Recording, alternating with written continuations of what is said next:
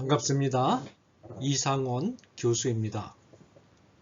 전환기 한국사회 앞에 선 기독교 전체 7번째 시간 생명 주제 첫 번째 시간입니다. 오늘의 주제는 생명 중시 가치관, 생명 경시 가치관입니다.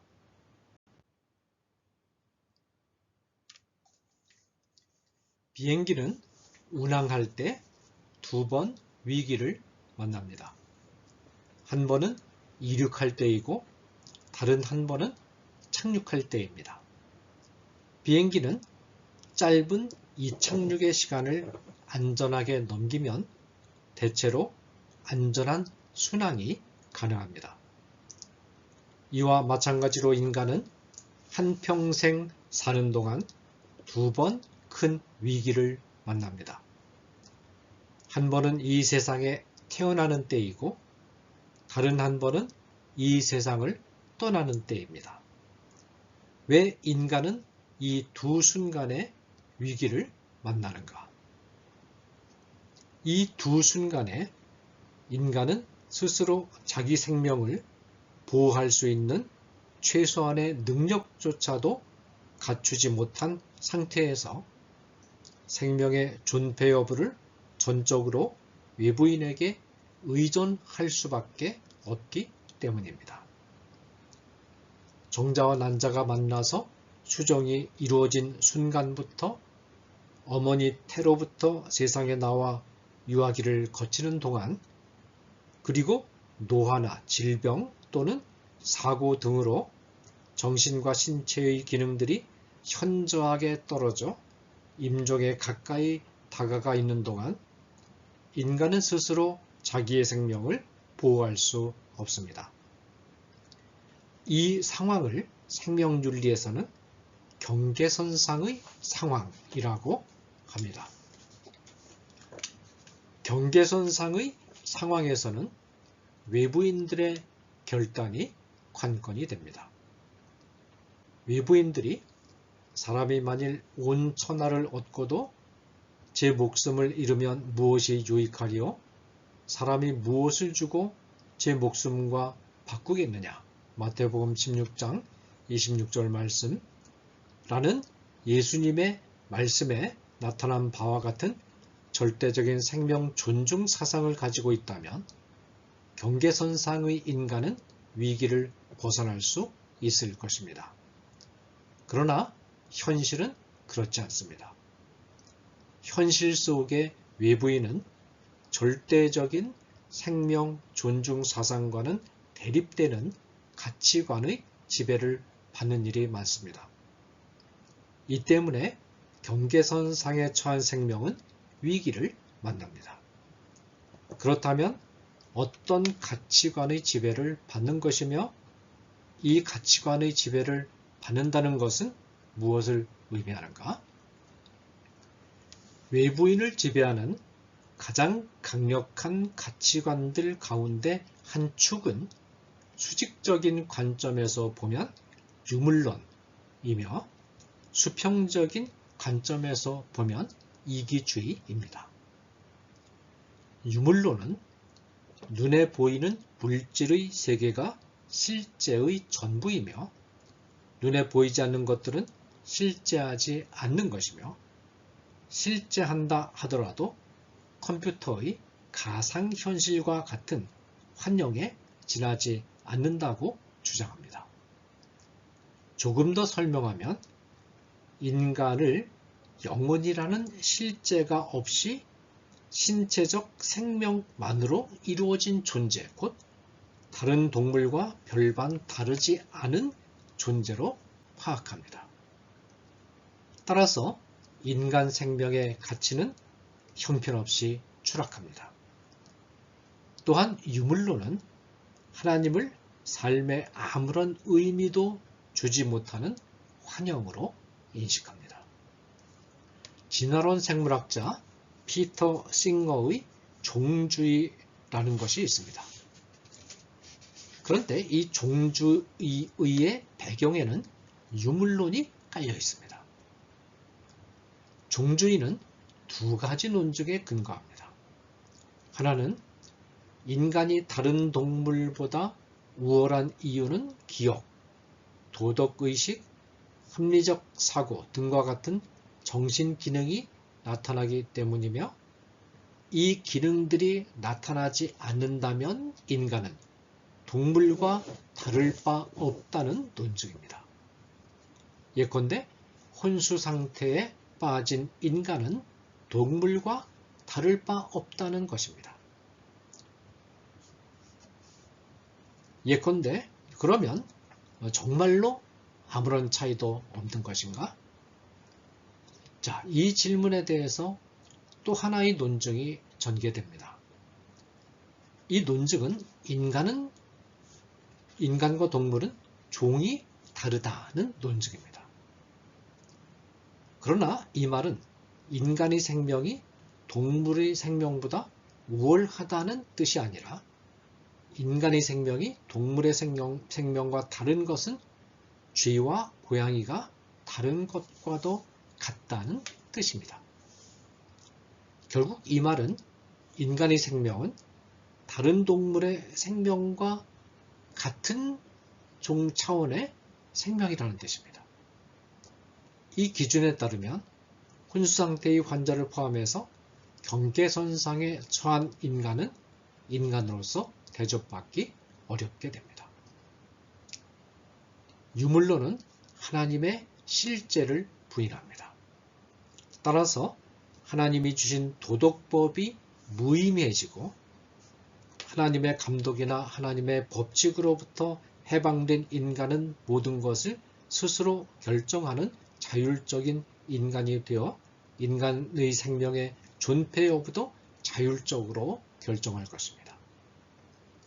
예를 들어서 자궁 속에 있는 배아나 태아의 존재 여부를 하나님이 제시하는 인간관이나 도덕적 규범에 근거해서 결정하지 않고 임산부가 자율적으로 결정하게 한다면 낙태가 광범위하게 허용되고 환자를 고통으로부터 해방시키기 위하여 자의적으로 생명을 끊는 안락사가 허용될 것입니다. 한편 이기주의는 자신의 이익을 확보하기 위해서 모든 것을 이용하는 태도입니다. 생명윤리의 영역에서 이기주의의 지배를 받으면 다른 사람의 생명조차도 자기 자신의 이익을 확보하기 위한 방편으로 희생시키는 잔인한 태도가 정당화됩니다. 난치병을 치료하기 위한 약재를 얻는다는 명목으로 자행되는 배아 줄기세포 추출 연구는 배아의 파괴가 불가피한 연구임에도 불구하고 정당화됩니다. 그렇다면 외부인들이 경계선상의 생명을 소중하게 여기고 안전하게 보호하도록 안내해주는 가치관에는 어떤 것들이 있을까요? 바로 기독교적 가치관이 생명을 안전하게 보호해주는 결정적인 역할을 할 수 있습니다. 기독교적 가치관은 수직적인 차원에서는 인간을 살아계신 하나님이라는 지평 안에서 실제 하는 존재로 파악하며 수평적인 차원에서는 인간과의 관계를 이타성 안에서 파악합니다. 기독교적 가치관이 인간을 살아계신 하나님이라는 지평 안에서 파악한다는 말은 많은 함의를 지니고 있는데 그 가운데 핵심적인 두 가지를 지적하면 다음과 같습니다. 하나의 함의는 인간은 하나님의 형상이라는 뜻입니다.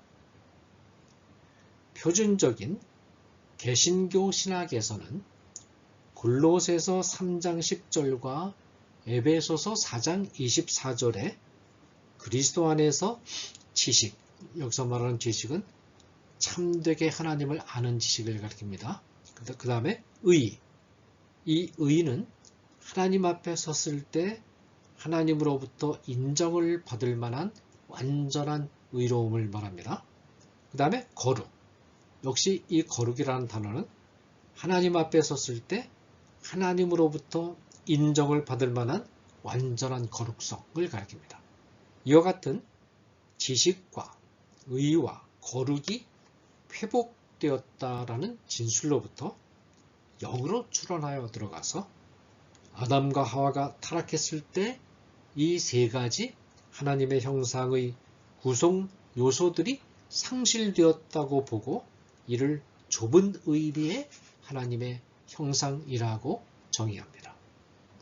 그러나 성경은 타락한 이후에도, 즉 이 좁은 의미의 형상들을 상실한 이후에도 인간을 하나님의 형상이라고 부릅니다. 창세기 9장 6절에 이때의 하나님의 형상을 넓은 의미의 하나님의 형상이라고 부릅니다. 즉 타락한 이후에 좁은 의미의 하나님의 형상을 상실했음에도 불구하고 인간을 하나님의 형상이라고 부르는 것은 인간에게 여전히 하나님의 형상의 요소가 남아있다는 뜻이고, 이 남아있는 하나님의 형상을 넓은 의미의 하나님의 형상이라고 말하는 것이죠. 자, 형상이라는 말은 닮은 부분이 있다라는 뜻인데, 하나님과 인간이 닮은 가장 결정적인 부분은 하나님이 영이신 것처럼 인간도 영이며, 하나님의 영이 영원히 존재하는 것처럼 인간의 영도 영원히 존재한다는 점입니다. 인간은 단지 신체적 생명만으로 구성된 존재가 아닙니다. 하나님은 인간의 신체와는 독립적으로 인간의 영혼을 창조하신 다음, 창세기 2장 7절과 스가랴서 12장 1절입니다. 창조하신 영혼을 인간 안에 넣어주셨습니다. 한 번 창조된 영혼은 결코 소멸되는 일이 없습니다. 하나님이 창조하신 영혼을 흙으로 만들어진 신체 안에 넣어주셨을 때 비로소 신체가 살아서 움직이기 시작했습니다. 이 말의 함의는 인간의 신체가 생물학적으로 작동한다는 것은 그 안에 생명의 원리인 영혼이 들어가 있다는 뜻입니다. 그러면 인간의 신체는 언제부터 작동을 시작했다가 언제 작동을 멈추는가? 현대생물학은 인간의 신체는 수정이 이루어지는 바로 그 순간부터 작동을 시작해서 심장과 폐의 기능이 멈추는 순간에 이르러서 작동을 멈추는 것으로 확인하고 있습니다. 따라서 수정 순간부터 심폐사의 순간까지 인간은 영혼이 그 안에 내주하면서 영혼과 함께 신체가 살아서 움직이는 살아있는 존재입니다. 물론 신체가 해체된 후에도 영혼은 소멸되지 않습니다. 신체가 해체된 이후 인간은 천국에서 살든지 아니면 지옥에서 살든지 양자택일할 수 있을 뿐입니다. 이 같은 인간관이 생명윤리에 대해서 가지는 함의는 배아 파괴가 수반되는 모든 단계에서의 낙태, 배아 복제, 줄기세포 추출, 시험관 수정은 살인 행위이며 혼수 상태인 환자의 연명치료를 중단하는 것을 포함하는 모든 형태의 안락사도 살인 행위이므로 허용되어서는 안 된다는 것입니다. 인간이 살아계신 하나님의 지평 안에 실제한다는 말이 지닌 또 하나의 중요한 함의는 인간은 삶의 모든 순간과 모든 영역에 있어서 하나님의 뜻, 결정, 규범, 주권적 통치에 철저하게 순종해야 한다는 것입니다. 이 관점은 극히 다양하고 풍부한 적용 가능성을 가지는 진술인데, 특별히 생명윤리와 관련해서 주목할 점은 인간의 탄생과 죽음은 전적으로 하나님의 주권적 섭리에 따라서 결정된다는 점입니다. 주신 이도 여호와시오 거두신 이도 여호와이시오니 라는 욥기 1장 21절 말씀이나 모든 생물의 생명과 모든 사람의 육신의 목숨이 다 그의 손에 있느니라 라는 욥기 12장 10절 말씀이 잘 보여주는 것처럼, 한 인간의 탄생은 전적으로 하나님의 뜻에 달린 것이며, 한 인간의 생명의 종결도 전적으로 하나님의 뜻에 달린 것으로서 인간이 자의적으로 생명의 탄생과 종결 여부를 결정하는 것은 하나님의 주권을 침해하는 것이 된다는 것입니다. 또한 땅과 거기에 충만한 것과 세계와 그 가운데 사는 자들은 다 여호와의 것이로다 라는 시편 24편 1절의 말씀은 모든 인간의 생명에 대한 절대적 소유권이 하나님에게 있으므로 인간 생명의 탄생 및 종결에 자의적으로 인위적으로 관여하는 것은 하나님의 절대적 소유권을 침해하는 것이 됩니다. 기독교적 가치관은 수평적 차원에서는 이타주의를 지향합니다. 인간들을 대하는 기독교인들의 기본적인 태도는 이타적이라야 합니다. 내 이웃을 내 자신같이 사랑하라. 마태복음 22장 39절은 명령에서 사랑하라는 동사는 헬라어 아가파오인데, 아가파오의 명령형은 두 가지 의미를 가집니다. 하나는 호감을 받을 만한 조건을 갖추지 못한 어떤 대상을 호감을 받을 만한 조건을 갖춘 자로 대우하라는 것입니다. 이 명령이 생명윤리에 대하여 가지는 의미는 사뭇 큽니다. 왜냐하면 생명윤리의 대상은 모두 호감을 받을 만한 조건을 갖추지 못한 자들이기 때문입니다. 아이를 원하지 않는 임산부에게 있어서 아이는 결코 호감을 주는 대상이 아닐 수 있으며, 혼수 상태에 빠져서 많은 시간과 재정을 요구하는 환자들은 가족들에게 결코 호감을 주는 대상이 아닙니다. 아가파오는 이들을 호감을 주는 대상으로 대우할 것을 요구합니다. 다른 하나는 자기를 철저하게 희생하고 타인의 유익을 구하라는 것입니다. 아이 키우기를 원하지 않는 임산부나 혼상대의 환자 등과 같이 장기적인 간병과 치료를 요구하는 환자의 가족들은 자기 자신을 희생하는 관점에서보다는 자신들에게 끼치는 시간적이거나 재정적인 손해를 최소화하고자 하는 의도를 가지고 아이나 환자를 대하는 경우가 통상적입니다. 아가파오는 이 태도를 180도 전환할 것을 요구합니다. 호감을 주지 못하는 아이나 환자를 호감을 주는 대상으로 대우하고, 아이나 환자를 위해서 내가 희생할 수 있는 것이 무엇인가를 찾으라. 사랑의 강령과 나란히 기독교 윤리학의 보편적 규범의 또 하나의 기둥이 되는 황금률, 마태복음 7장 12절 황금률은 아가파오의 의미를 더 풍부하게 해줍니다. 다른 사람의 입장에 서서 생각하라. 배아 파괴가 필연적으로 뒤따르는 배아 복제나 배아 줄기세포 추출 작업에 몰두하고 있는 생명공학자도 배아 시절을 거쳐서 오늘에 이르렀습니다.